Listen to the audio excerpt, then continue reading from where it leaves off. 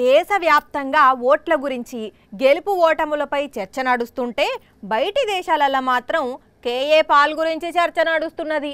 Paul గారు కనపడడం లేదేంది, ఏం చేస్తున్నాడు, ఎక్కడ పోటీ చేస్తున్నాడు అని ఆయన ఫాలోవర్సు సోషల్ మీడియాలో ఫుల్ మెసేజ్లు పెడుతున్నారు. మరి ఇంతకు సార్ గారు ఎక్కడ పోటీ చేస్తున్నారో, పాలిటిక్స్ ఎట్లున్నాయో అడుగుదాం.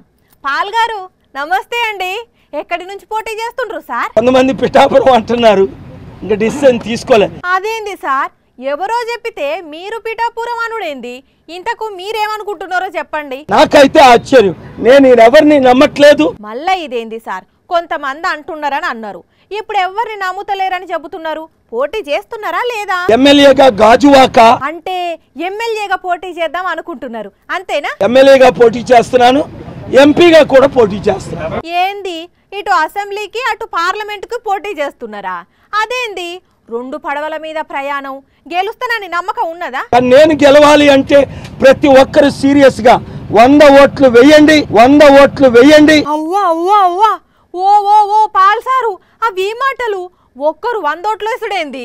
గమ్మునుండ్రి, అనవసరంగా కేసులైతే. పోయిన పవన్ కళ్యాణ్ చిత్తుగా ఓడించారు. ఎందుకు సార్, ఎందుకు సార్? చాలా మంది నా పేరు చెప్పుకొని 10 లక్షలు, 20 లక్షలు, 50 లక్షలు కలెక్ట్ చేస్తున్నారు. వద్దు. ఓహో, ఇందుకా యువతకు పిలుపునిస్తున్నారా? Good decision sir.